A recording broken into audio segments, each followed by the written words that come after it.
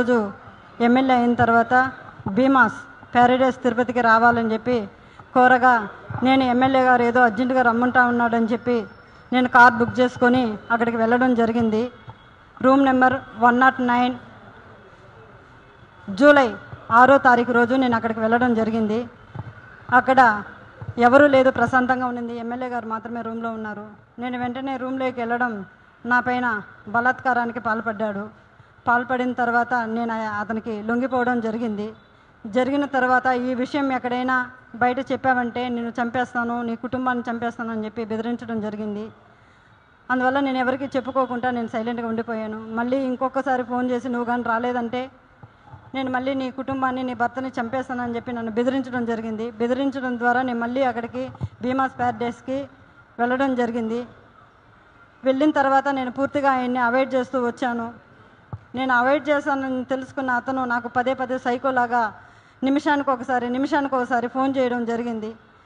అది గుర్తించిన నా భర్త ఎమ్మెల్యే నీకు ఎందుకైతే ఇన్నిసార్లు కాల్ చేస్తున్నాడని చెప్పి నా మొబైల్ ఇంచేసి నన్ను కొట్టడం, నన్ను బెదిరించడం చాలా చేశాడు. చేసిన తర్వాత నేను ఆ బాధను భరించలేకుండా నాకు జరిగిన బాధని నేను ఆయనతో వివరించడం జరిగింది. వివరించినప్పుడు నా భర్త ఇలానే నీకే జరిగిందా, చాలామందికి జరిగిందా అన్నప్పుడు చాలా మహిళలు, గవర్నమెంట్ ఎంప్లాయీస్ కూడా ఉన్నారు ఇందులో, మహిళలు చాలామంది బలైపోతున్నారు చెప్పాను. నేను చెప్పినప్పుడు ఆయన సూచించాడు నన్ను ఈ చాలామంది మహిళల్ని కాపాడుకొని మనం బ్రతకాలి, మనం కాపాడుకోవాలని చెప్పి ఆయన నాకు ఒక పెన్ కెమెరాని అరేంజ్ చేసి ఇవ్వడం జరిగిన తర్వాత ఆగస్టు 10వ తారీఖు భీమాస్ ప్యారడైస్కు 1:30 వెళ్ళడం జరిగింది. అక్కడ జరిగిన కామ క్రీడలను నేను రికార్డ్ చేసుకొని తీసుకొచ్చి నా భర్తకి ఇవ్వడం జరిగింది. అటు తర్వాత నేను మంగళగిరి పార్టీ ఆఫీస్ గారికి, పెద్దబాబు గారికి, చిన్నబాబు గారికి ఇద్దరికి నేను తెలియజేయడం జరిగింది. వాళ్ళ ద్వారా మాకు పిలుపు వస్తుందని ఇన్ని రోజులు వెయిట్ చేశాము. తర్వాత ఈ విషయం ఆయన తెలుసుకొని నన్ను బ్లాక్మెయిల్కి గురి చేయడము, మా ఇంటి చుట్టూ 4-5 మందిని పంపించి నన్ను వెతకడం చేస్తున్నాడు. నాకు ప్రాణహాని ఉంది, ప్రాణ భయంతో నేను ఇక్కడికి రావడం జరిగింది. అంతేకాకుండా ఇలాంటి చీడ పురుగులు తెలుగుదేశం పార్టీలో ఉన్న రోజులు తెలుగుదేశం పార్టీకి మంచి పేరు రాదని చెప్పి బాబు గారికి తెలియజేస్తున్నాను.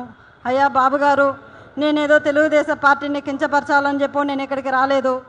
అతని వల్ల నాకు ప్రాణహాని ఉంది, నన్ను నేను కాపాడుకోవాలని చెప్పి నేను ఇక్కడికి రావడం జరిగింది. ఇతన్ని కానీ మీరు వెంటనే సస్పెండ్ కానీ చేయలేదంటే నాలాంటి అమ్మాయిలు చాలామంది మహిళలు శీలాన్ని కోల్పోయి బయట రాలేకుండా కుంగిపోతూ ఉన్నారు. మీరు అది గుర్తించి అతన్ని వెంటనే సస్పెండ్ చేయాలని నేను మీకు కోరుకుంటున్నాను.